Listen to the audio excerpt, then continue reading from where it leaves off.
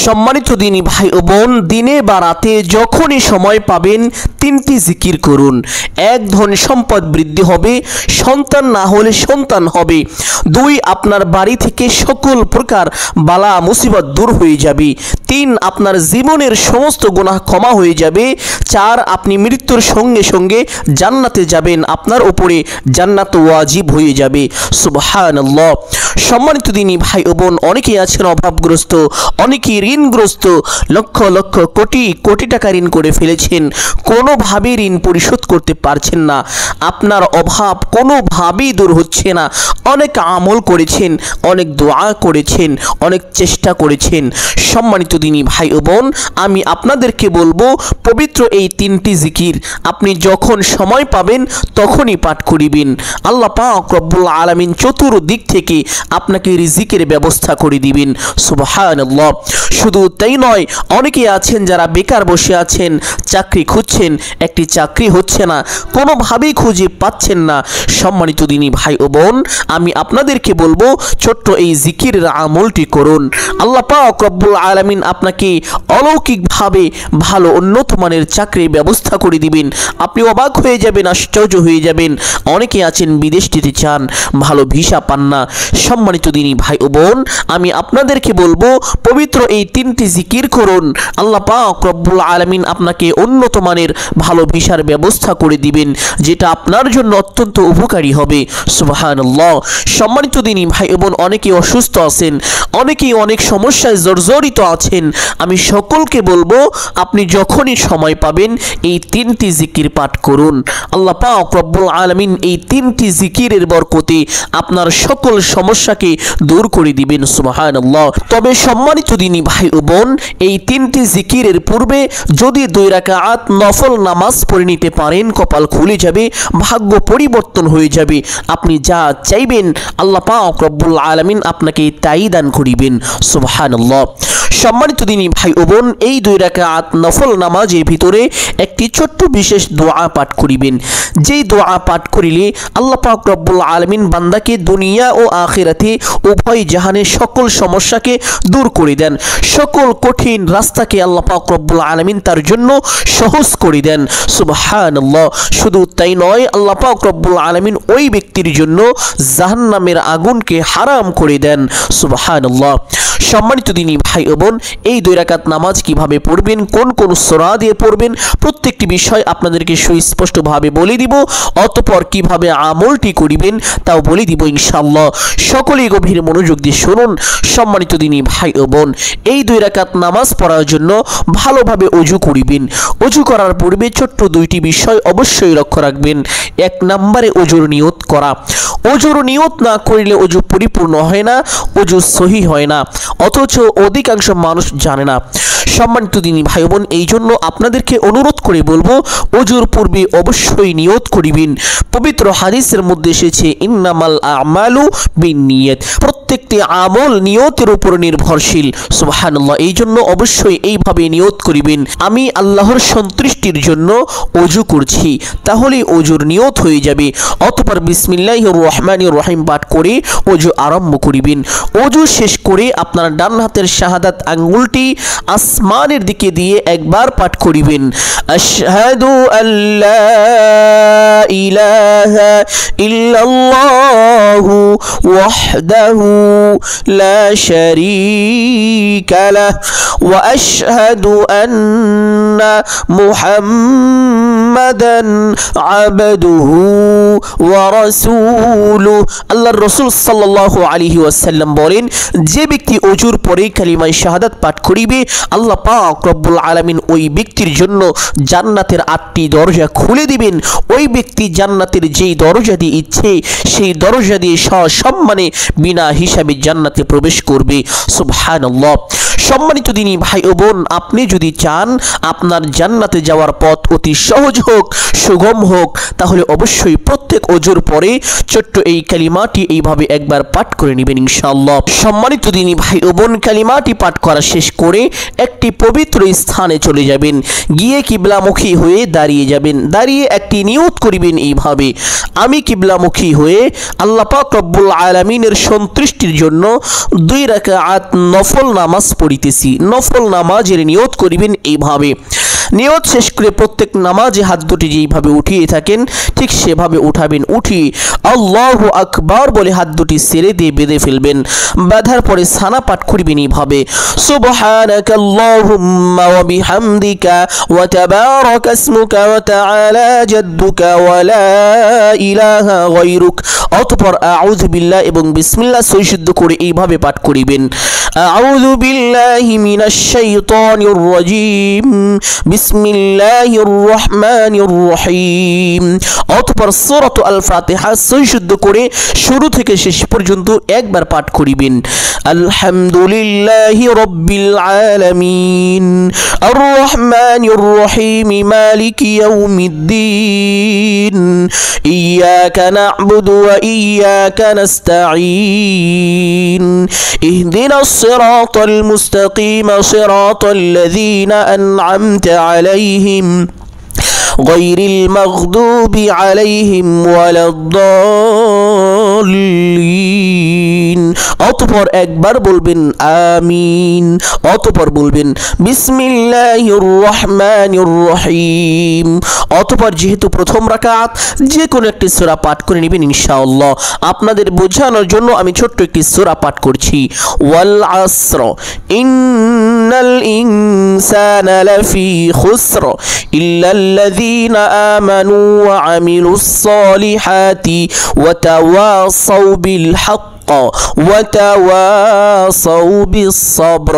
আপনি চাইলে এই সূরা পাঠ করতে পারেন অথবা যে কোনো একটি সূরা পাঠ করে নেবেন ইনশাআল্লাহ। সূরা পাঠ করা শেষ করে আল্লাহু আকবার বলে রুকুতে চলে যাবেন। রুকুতে গিয়ে রুকুর তাসবিহ পাঠ করিবেন কমপক্ষে 3 বার এইভাবে, সুবহানা রাব্বিয়াল আযীম। আপনি চাইলে এই তাসবিহ 5 বার অথবা 7 বারও পাঠ করিতে পারেন। তাসবিহটি পাঠ করা শেষ করে সামিআল্লাহু লিমান হামিদা বলে সোজা হবেন। সোজা হয়ে ছোট্ট একটি দোয়া পাঠ করিবেন, রব্বানা লাকাল হামদ। অতঃপর আল্লাহু আকবার বলে সিজদায় চলে যাবেন। সিজদায় গিয়ে সিজদার তাসবিহ পাঠ করিবেন কমপক্ষে 3 বার এইভাবে, সুবহানা রাব্বিয়াল আ'লা। আপনি চাইলে এই তাসবিহ 5 বার অথবা 7 বারও পাঠ করিতে পারেন। তাসবিহটি পাঠ করা শেষ করে একটি ছোট্ট দোয়া পাঠ করিবেন, যেই দোয়ার ব্যাপারে আপনাদেরকে বলেছিলাম, যেই দোয়া পাঠ করিলে আল্লাহ পাক রব্বুল আলামিন বান্দার দুনিয়া ও আখিরাতের সকল সমস্যাকে দূর করে দেন। আল্লাহ পাক রব্বুল আলামিন বান্দাকে উত্তম হালাল রিজিকের ব্যবস্থা করে দেন এবং আল্লাহ পাক রব্বুল আলামিন বান্দার জন্য জাহান্নামের আগুনকে হারাম করে দেন। সেই ছোট্ট দোয়াটি হলো, আল্লাহুম্মা রাব্বানা আতিনা ফিদ দুনিয়া হাসানাতাও ওয়া ফিল আখিরাতি হাসানাতাও ওয়া কিনা আযাবান নার। ছোট্ট দোয়াটি এইভাবে 7 বার পাঠ করিবেন। দোয়াটি পাঠ করা শেষ করে আল্লাহু আকবার বলে সোজা হয়ে বসে পড়বেন। বসে 2 সিজদার মাঝখানে একটি গুরুত্বপূর্ণ দোয়া আছে, যদি সেই দোয়াটি পারেন তাহলে অবশ্যই একবার পাঠ করিবেন, আর যদি না পারেন পাঠ করতে হবে না, কোনো সমস্যা নেই। অতঃপর আল্লাহু আকবার বলে আরেকটি সিজদায় চলে যাবেন। সিজদায় গিয়ে সিজদার তাসবিহ পাঠ করিবেন কমপক্ষে 3 বার এইভাবে, সুবহানা রাব্বিয়াল আ'লা। আপনি চাইলে এই তাসবিহ 5 বার অথবা 7 বার পাঠ করিতে পারেন। তাসবিহটি পাঠ করা শেষ করে সেই ছোট্ট দোয়াটি পাঠ করিবেন, আল্লাহুম্মা রাব্বানা আতিনা ফিদ দুনিয়া হাসানাতাও ওয়া ফিল আখিরাতি হাসানাহ ওয়া কিনা আযাবান নার। দোয়াটি পাঠ করা শেষ করে আল্লাহু আকবার বলে সোজা হয়ে দাঁড়িয়ে যাবেন। দাঁড়িয়ে হাত দুটি বেঁধে ফেলবেন। অতঃপর বিসমিল্লাহ পাঠ করিবেন এইভাবে, বিসমিল্লাহির রহমানির রহিম। অতঃপর সূরাত আল ফাতিহা সহিশুদ্ধ করে একবার পাঠ করিবেন ইনশাআল্লাহ। অতঃপর একবার বলবেন আমিন। অতঃপর বলবেন বিসমিল্লাহির রহমানির রহিম। অতঃপর পবিত্র কুরআনুল কারীমের ছোট্ট সূরার মধ্যে অন্যতম একটি সূরা সূরাত আল ইখলাস তথা কুল হুয়াল্লাহর সূরা, চেষ্টা করিবেন এই সূরাটি পাঠ করার জন্য। যদি না পারেন অন্য একটি সূরা পাঠ করে নেবেন, তবু হয়ে যাবে, কোনো সমস্যা নেই। আপনাদের বোঝানোর জন্য ছোট্ট সূরাটি একবার পাঠ করছি। কুল হুয়াল্লাহু আহাদ আল্লাহুস সামাদ লাম ইয়ালিদ ওয়া লাম ইউলাদ ওয়া লাম ইয়াকুল লাহু কুফুয়ান আহাদ। সূরাটি পাঠ করা শেষ করে আল্লাহু আকবার বলে রুকুতে চলে যাবেন। রুকুতে গিয়ে রুকুর তাসবিহ পাঠ করিবেন কমপক্ষে 3 বার এইভাবে, সুবহানা রাব্বিয়াল আযীম। আপনি চাইলে এই তাসবিহ 5 বার অথবা 7 বারও পাঠ করিতে পারেন। তাসবিহটি পাঠ করা শেষ করে সামিআল্লাহু লিমান হামিদা বলে সোজা হবেন। সোজা হয়ে ছোট্ট দোয়াটি পাঠ করিবেন, রব্বানা লাকাল হামদ। অতঃপর আল্লাহু আকবার বলে সিজদায় চলে যাবেন। সিজদায় গিয়ে সিজদার তাসবিহ পাঠ করিবেন কমপক্ষে 3 বার এইভাবে, সুবহানা রাব্বিয়াল আ'লা। আপনি চাইলে এই তাসবিহ 5 বার অথবা 7 বারও পাঠ করিতে পারেন। তাসবিহটি পাঠ করা শেষ করে সেই ছোট্ট দোয়াটি পাঠ করিবেন, আল্লাহুম্মা রাব্বানা আতিনা ফিদ দুনিয়া হাসানাতাও ওয়া ফিল আখিরাতি হাসানাতাও ওয়া কিনা আযাবান নার। দোয়াটি পাঠ করা শেষ করে আল্লাহু আকবার বলে সোজা হয়ে বসে পড়বেন। বসে 2 সিজদার মাঝখানে সেই দোয়াটি যদি পারেন তাহলে একবার পাঠ করিবেন, আর না পারলে পাঠ করতে হবে না, কোনো সমস্যা নেই। অতঃপর আল্লাহু আকবার বলে আরেকটি সিজদায় চলে যাবেন। সিজদায় গিয়ে সিজদার তাসবিহ পাঠ করিবেন কমপক্ষে 3 বার এইভাবে, সুবহানা রাব্বিয়াল আ'লা। আপনি চাইলে এই তাসবিহ 5 বার অথবা 7 বারও পাঠ করিতে পারেন। তাসবিহটি পাঠ করা শেষ করে সেই ছোট্ট দোয়াটি পাঠ করিবেন, আল্লাহুম্মা রাব্বানা আতিনা ফিদ দুনিয়া হাসানাতাও ওয়া ফিল আখিরাতি হাসানাতাও ওয়া কিনা আযাবান নার। দোয়াটি পাঠ করা শেষ করে আল্লাহু আকবার বলে সোজা হয়ে বসে পড়বেন। বসে প্রথমে তাশাহুদ পাঠ করিবেন এইভাবে, আত-তাহিয়াতু লিল্লাহি ওয়াস-সালাওয়াতু ওয়াত-তাইয়্যিবাত আসসালামু আলাইকা আইয়ুহান নাবিয়্যু ওয়া রাহমাতুল্লাহি ওয়া বারাকাতুহু আসসালামু আলাইনা ওয়া আলা ইবাদিল্লাহিস সালিহিন আশহাদু আল্লা ইলাহা ইল্লাল্লাহু ওয়া আশহাদু আন্না মুহাম্মাদান আবদুহু ওয়া রাসূলুহু। অতঃপর একবার দরুদ ইব্রাহিম পাঠ করিবেন এইভাবে, আল্লাহুম্মা সাল্লি আলা মুহাম্মাদি ওয়া আলা আলি মুহাম্মাদ কামা সাল্লাইতা আলা ইব্রাহিম ওয়া আলা আলি ইব্রাহিম ইন্নাকা হামিদুম মাজিদ। আল্লাহুম্মা বারিক আলা মুহাম্মাদি ওয়া আলা আলি মুহাম্মাদ কামা বারাকতা আলা ইব্রাহিম ওয়া আলা আলি ইব্রাহিম ইন্নাকা হামিদুম মাজিদ। অতঃপর দোয়ায়ে মাসুরা পাঠ করিবেন এইভাবে, আল্লাহুম্মা ইন্নী যালামতু নাফসি যুলমান কাসীরা ওয়া লা ইয়াগফিরুয যুনুবা ইল্লা আনতা ফাগফিরলি মাগফিরাতাম মিন ইনদিকা ওয়ারহামনি ইন্নাকা আনতাল গফুরুর রহিম। অতঃপর ডান দিকে একটি সালাম দিবেন এইভাবে, আসসালামু আলাইকুম ওয়া রাহমাতুল্লাহ। অতঃপর বাম দিকে একটি সালাম দিবেন এইভাবে, আসসালামু আলাইকুম ওয়া রাহমাতুল্লাহ। এইভাবে 2টি সালাম দিয়ে নামাজটি শেষ করবেন। নামাজ শেষ করে সেই স্থানে বসবেন। বসে প্রথমে একটি ছোট্ট দুরূদ পাঠ করিবেন এইভাবে, সাল্লাল্লাহু আলাইহি ওয়াসাল্লাম সাল্লাল্লাহু আলাইহি ওয়াসাল্লাম। ছোট্ট এই দুরূদটি এইভাবে কমপক্ষে 3 বার পাঠ করিবেন। চাইলে আরো বেশি পাঠ করিতে পারেন, কোনো সমস্যা নেই। অতঃপর একটি ইস্তেগফার পাঠ করিবেন।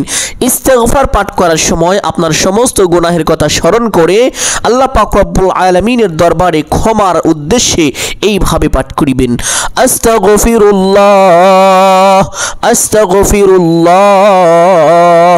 পবিত্র হাদিসের মধ্যে এসেছে আল্লাহ রাসূল সাল্লাল্লাহু আলাইহি ওয়াসাল্লাম মাসুম বেগুনাহগার হওয়া সত্ত্বেও দৈনিক 70 বারেরও বেশি ইস্তেগফার পাঠ করেছেন। সুবহানাল্লাহ। যারা বেশি ইস্তেগফার পাঠ করে আল্লাহ পাক রব্বুল আলামিন তাদেরকে ভালোবাসেন, তাদের উপরে দয়া করেন, তাদেরকে অকল্পনীয়ভাবে রিজিক দান করেন, তাদের সকল সংকটকে দূর করে দেন। সুবহানাল্লাহ। চেষ্টা করিবেন বেশি বেশি ইস্তেগফার পাঠ করার জন্য। সম্মানিত দিনী ভাই ও বোন, ইস্তেগফারটি কমপক্ষে এইভাবে 3 বার পাঠ করা শেষ করে একটি তাসবিহ পাঠ করিবেন, সুবহানাল্লাহ। এই তাসবির এত দাম, এত ফজিলত, শুনলে অবাক হবেন, আশ্চর্য হবেন। আল্লাহ রাসূল সাল্লাল্লাহু আলাইহি ওয়াসাল্লাম বলেন, যে ব্যক্তি একবার পড়ে সুবহানাল্লাহ, আল্লাহ পাক রব্বুল আলামিন ওই ব্যক্তির জন্য দুনিয়ায় যত ফাঁকা জায়গা আছে সমস্ত ফাঁকা জায়গাগুলোকে নেকি দিয়ে পরিপূর্ণ করেন। সুবহানাল্লাহ, এত নেকি আল্লাহ পাক রব্বুল আলামিন ওই ব্যক্তির আমলনামায় জমা করে দেন। আপনিও যদি একবার পাঠ করেন সুবহানাল্লাহ, সমস্ত দুনিয়ার ফাঁকা জায়গা ভর্তি যত নেকি লাগবে তত নেকি আপনার আমলনামায় মহান আল্লাহ পাক রব্বুল আলামিন জমা করে দিবেন। সুবহানাল্লাহ, শুধু তাই নয়, আল্লাহ রাসূল সাল্লাল্লাহু আলাইহি ওয়াসাল্লাম আরো বলেছেন, যেই ব্যক্তি একবার পড়ে সুবহানাল্লাহ, আল্লাহ পাক রব্বুল আলামিন ওই ব্যক্তির জন্য জান্নাতের ময়দানে একটি গাছ রোপণ করেন, যেই গাছ এত বিশাল আকারের হবে যে ওই গাছের ছায়া দিয়ে একটি শক্তিশালী ঘোড়া যদি 500 বছর পর্যন্ত দৌড়ায় তবু সেই গাছের ছায়া পর্যন্ত শেষ করতে পারবে না। সুবহানাল্লাহ, ওই গাছটা কত বড়ই না হবে, আর এই বিশাল আকারের একটি গাছ আল্লাহ পাক রব্বুল আলামিন ওই ব্যক্তির জন্য রহমত স্বরূপ রোপণ করেন। সুবহানাল্লাহ, যা তার জন্য কাল কিয়ামতের ময়দানে, হাসরের ময়দানে কাজে আসবে। সম্মানিত দিনী ভাই বোন, এই জন্য বেশি বেশি পাঠ করিবেন সুবহানাল্লাহ। উঠতে বসতে চলতে ফিরতে যখনই সময় পাবেন তখনই পাঠ করিবেন সুবহানাল্লাহ।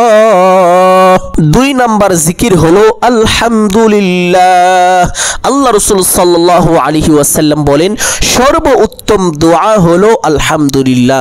আল্লাহ পাক রব্বুল আলামিন নিজেও পবিত্র কোরআনে ইরশাদ করেন, লা ইন শাকারতুম লা আযীদান্নাকুম ওয়া লা ইন কাফারতুম ইন্না আযাবি লাশাদীদ। হে আমার বান্দারা, যারা আমার নিয়ামত পেয়ে নিয়ামতের শুকরিয়া আদায় করে আমি তাদেরকে আরো বেশি নিয়ামত বাড়িয়ে দেই, আর যারা আমার নিয়ামত পেয়ে নিয়ামতের শুকরিয়া আদায় করে না আমি তাদের থেকে আমার নিয়ামতকে ছিনিয়ে নেই এবং তাদেরকে কঠিন বিপদের মধ্যে ফেলে দেই, তাদেরকে কঠিন আযাবের মধ্যে ফেলে দেই।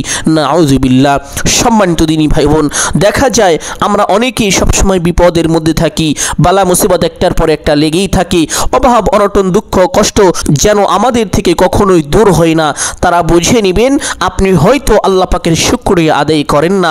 আল্লাহ পাক রব্বুল আলামিন আপনাকে যত কিছু দান করেছেন তার জন্য সন্তুষ্টি নন, এই জন্যই আল্লাহ পাক রব্বুল আলামিন আপনাকে এই কঠিন বিপদের মধ্যে ফেলে দিয়েছেন। আপনি যদি ওই বিপদ থেকে বাঁচতে চান, ওই কঠিন আযাব থেকে বাঁচতে চান, তাহলে বেশি বেশি পাঠ করুন আলহামদুলিল্লাহ। আল্লাহ পাকের হালাল রিজিক বক্ষণ করেছেন, পাঠ করিবেন আলহামদুলিল্লাহ। একটি ভালো সুসংবাদ পেয়েছেন, পাঠ করিবেন আলহামদুলিল্লাহ। সম্মানিত দিনী ভাই ও বোন, 3 নাম্বার জিকির হলো লা ইলাহা ইল্লাল্লাহ। এই জিকিরটি এত দামি, এত সম্মানিত, এত ফজিলতপূর্ণ যে আল্লাহ রাসূল সাল্লাল্লাহু আলাইহি ওয়াসাল্লাম বলেছেন, 7 আসমান 7 জমিন এক পাল্লায় রাখা হলে এবং অপর পাল্লায় লা ইলাহা ইল্লাল্লাহ এই জিকিরটি রাখা হলে তাহলে লা ইলাহা ইল্লাল্লাহর পাল্লাটাই বেশি ভারী হয়ে যাবে। সুবহানাল্লাহ।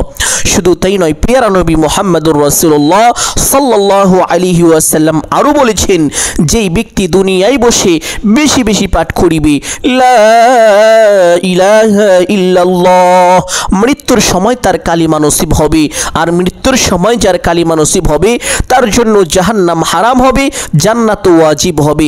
এবং মৃত্যুর পরে হাসরের ময়দানে কঠিন ভয়াবহ পরিস্থিতি যখন হবে, যখন মানুষের মাথার আধা হাত উপরে সূর্য থাকবে, মানুষের মাথার মগজগুলো টকবক করে পড়তে থাকবে, গলতে থাকবে, ওই সময় শুধুমাত্র আল্লাহ তাআলার রহমতের আরশের ছায়া ব্যতীত আর কোনো ছায়া থাকবে না।